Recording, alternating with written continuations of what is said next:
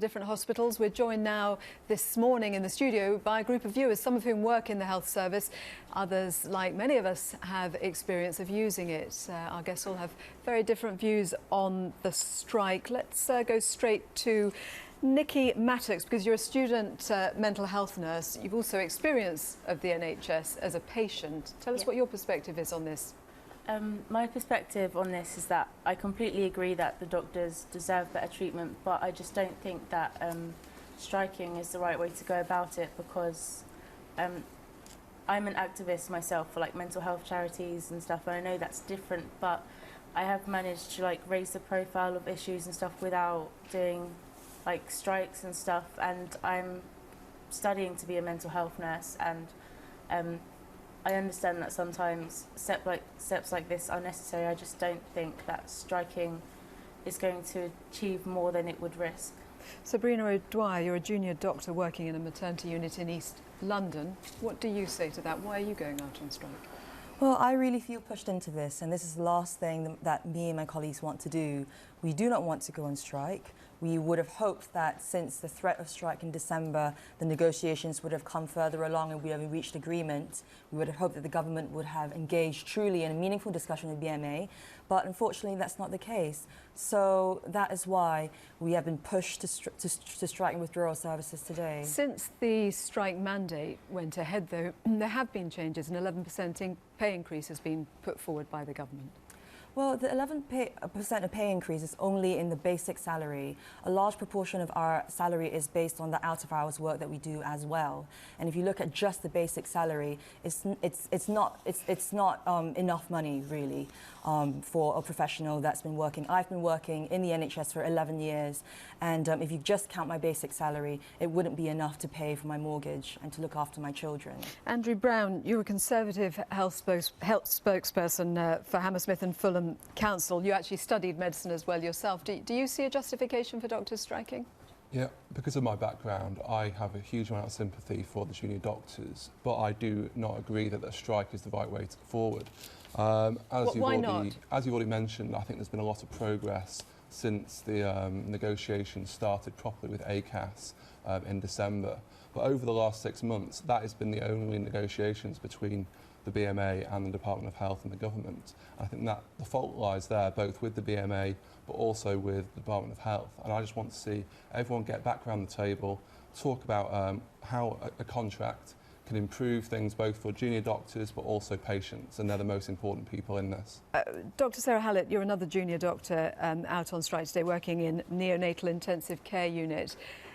It seems like the areas of disagreement are actually not as great, obviously, as they were at the dispute. Are they still great enough to justify a strike? Absolutely. I think Jeremy Hunt's comments about the areas of disagreement, I think a lot of what he said was completely inaccurate. There are still significant areas that we disagree on. So just spell them out. So one of the main areas that we're having issues with are safeguards in the contract. So our current contract has safeguards that ensure that junior doctors are not overworked and they're not worked to levels that are unsafe for us and that are unsafe for our patients.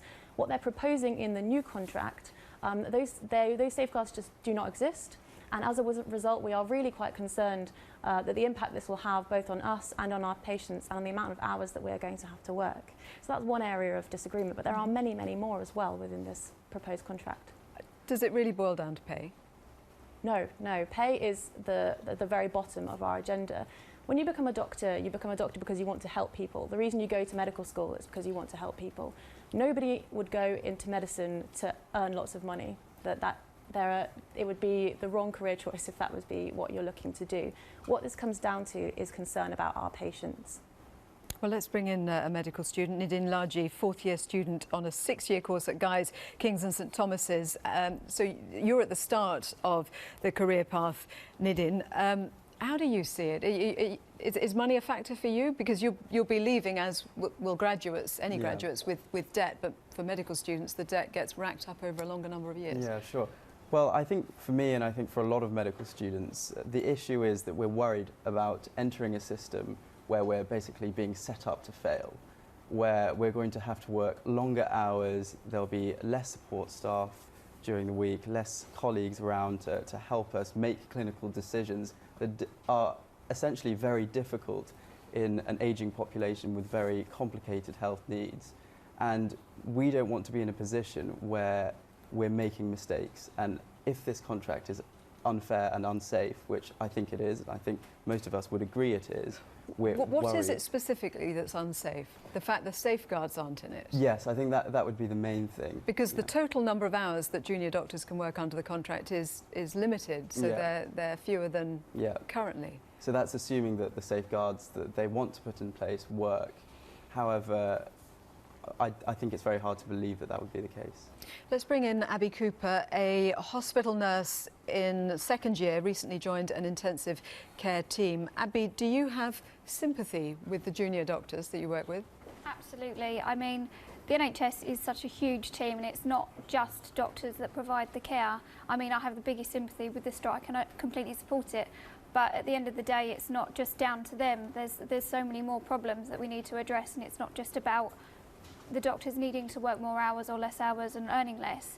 It's about supporting the healthcare professionals that are caring for patients at their most vulnerable state. What is morale like on medical teams? In my personal opinion, I think it's fantastic, but that's obviously my own experience that I have had. I mean, I feel within the NHS, doctors, nurses, physiotherapists, pharmacists, radiographers all work fantastically well as a team, and that's what the NHS is about. That is what I feel needs to be recognised. Anne Allnott, your daughter died being treated in an NHS hospital. She'd been treated for some time, but it was over the weekend when she was being treated that she died. The government says this is about getting good 24/7 care rolled out across the NHS. What's your perspective on this? Well, it just seems that at the moment it was Monday to Friday, and unfortunately my daughter got ill on a Friday evening, and there just wasn't the cover available over the weekend. There was no communication, and she actually died on the Wednesday afterwards. You work in a hospital as well, Yeah. don't you? So you have that perspective on the dynamic across the week and at weekends. Yeah. Do you see a difference? Well, I'm a ward clerk, so obviously I don't work weekends, but it's really scared us, the experience we had with our daughter, to think if we were ill at the weekend, what would happen. So what's your perspective on the strike? Well, obviously, you can see that the doctors work lots of hours, and it's not good for them, and it's certainly not good for the patients. Sarah and Sabrina, just respond to that, because by striking, some might say it looks like you're against the patients when the government says it is doing this because it wants 24/7 care to make sure that every patient has the best possible quality of care whenever they go into a hospital. I absolutely want every patient to have the best possible care whenever they go in a hospital. However, I know, because I work at least 1 in 4 weekends, at least one weekend every month I'm at work on a Saturday and a Sunday. I know the struggles that we face at the weekend. We have a lack of administrative staff because the ward clerks don't work on the weekends. We have a lack of pathology staff, so our lab results don't come as quickly. We have lack of imaging staff, so the scans and x-rays that we need to make decisions and to treat our patients in the best possible way, they just aren't there. And I think that this idea that you can deliver a 7-day NHS and top-class emergency services 24 hours a day without investing extra money in an already struggling system is just absolutely ludicrous. I want the government to put the money where their mouth is and truly deliver a 7-day NHS. Andrew, respond to that. I mean, the doctors being scapegoated here for all the problems of the NHS at weekends. I don't think the doctors are being scapegoated, but I do agree with the doctor here that, of course, they need the support of radiologists and pathology and administrative staff and porters, as well as from a council perspective, from social services, to help patients get discharged from hospital in the first place. But I also think that the government is investing a lot of money in the NHS, and all the faults and problems and the challenges that the NHS is facing, a lot of it is due to demand, and we need to do things to tackle demand by investing more in public health and helping people live healthier lifestyles as well. Alistair, you're a student. When we see a debate where doctors and the government are pitted against each other effectively, does it become a debate about who really has the best interests of patients at heart? And is it therefore a very, very edifying debate, I suppose you could put it, when you look at what is best for the NHS in as impartial a way as possible going forward? I think that's why the debate's become so poisonous and so skewed. It's because it's become about it's moved beyond the kind of technical issues about whether junior doctors are better of working out of hours or in hours, which are fundamentally issues we can't really talk about without knowing quite a lot about how productive junior doctors are, their particular level of training. And I think the reason that is because the debate has been skewed by the way the BMA has approached this and the way the BMA has called on strike action. So I think the elephant in the room is that if you call for strike action, you're invoking a whole tradition of industrial democracy, of affirmative action politics, which is kind of from a bygone age. It doesn't really speak to people in this country, which is why the strikes are a very bad idea in practical terms, because people don't respond to that kind of language. And that kind of language means we can't talk about the technical issues. Let's on that point, let's bring in Teresa Poland, a teacher. Teachers strike many times. What do you think about the doctors going out on strike today? I'm not a teacher at the moment, but I think it's, as we can see, all of the polls have shown that the support for this strike is incredibly high. I think this is a problem that we have, that somehow strike action is, as you say, from a bygone era. You have to remember when push comes to shove, you don't have, I mean, if you try to negotiate and you can't get anywhere with that negotiation, there is very little that is left to you, and withdrawing your labour is a fundamental right and something that you should be able to do. The doctors striking today, as I say, it's got incredible support from the public. And also what it has done is it has raised this issue in a way that it wasn't being raised until talk of strike action came into being. And this is, people now understand in a way that they wouldn't have done, because these things don't, obviously they're not going to garner the same kind of attention that it has at the moment. And I think that that's incredibly important. We know how important the NHS is to the public, you know, just looking at things like the Olympics, and you know how proud people were when they saw Danny Boyle's thing on the National Health Service there, the choir coming to #1. You know, these are things that show the affection and the importance that people place on the NHS. And I think that people absolutely understand that the doctors are not taking this action because it's just about, we want to have lots of money and we just want to go on the golf course. You know, that's not how it is anymore for doctors. It hasn't been for a very long time. And they understand that doctors are saying that if we don't do something now, the NHS as we know it will cease to exist. And that cannot be allowed to happen. Lena Borden, you're an employer in the private sector. What's your view on the right of doctors or anyone else to strike? There are 5.4 million small businesses in this country, and 48% of all jobs created in private sector are created by companies like mine, small businesses.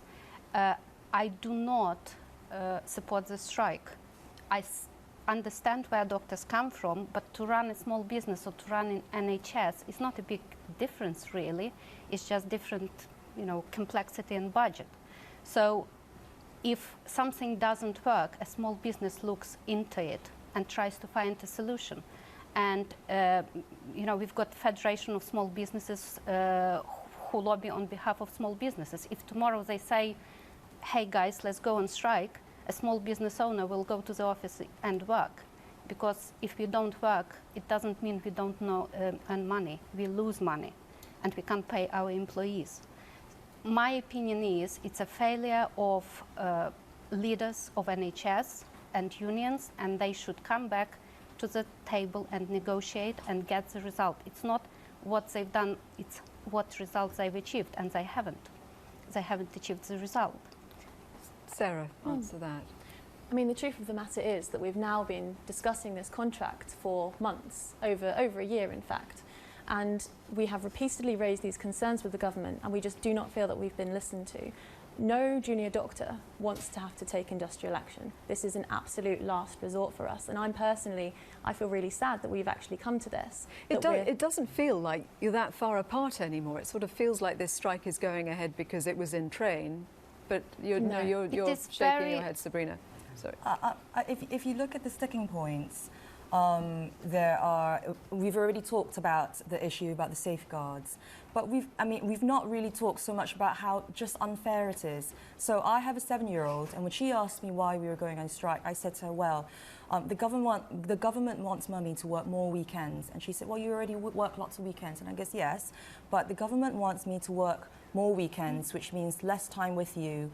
And in return, they're not going to give me anything extra. So in terms of a financial point of view, I've got to arrange childcare on a Saturday that costs more money. I don't know how you can't get any nursery on a Saturday. School's not open on a Saturday. So it costs me more money to go into work on a Saturday, but I'm not getting anything to help me cover that cost. And that is just not fair. And junior doctors, consultants, health workers across the board will vote with their feet and they will just leave. Let's bring in some comments from people watching our discussion. Gary has texted to say fully support the junior doctors in their battle with this horrible government. Mark has emailed to say junior doctors on duty at the weekend are not the problem. Weekend issues are not enough senior or what was termed housemen. There are no consultants on duty at the weekend or evenings. Tweet from Pip: by law, a bus driver only works 4 hours max without a break due to concentration issues and no more than a 10-hour shift. And John has texted to say, how does the new contract provide better evening and weekend cover? It actually rewards antisocial hours working less.